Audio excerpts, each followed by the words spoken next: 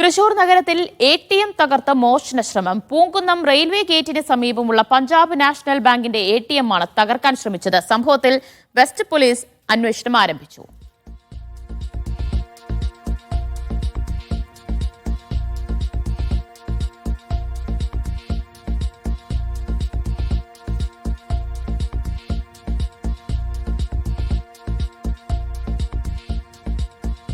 നടരാജ് പരശുറാം വിവരങ്ങൾ നൽകും. നടരാജ്, എപ്പോഴായിരുന്നു മോഷണ ശ്രമം? ആളെ തിരിച്ചറിയാൻ കഴിഞ്ഞിട്ടുണ്ടോ പോലീസിന്?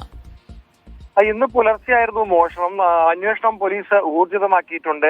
ATM തകർത്ത് മോഷണം നടത്താനാണ് മോഷ്ടാവ് ശ്രമിച്ചത്. ഇയാൾ ATM കൗണ്ടറിനകത്ത് പ്രവേശിക്കുന്ന CCTV ദൃശ്യങ്ങൾ പുറത്തു വന്നിട്ടുണ്ട്.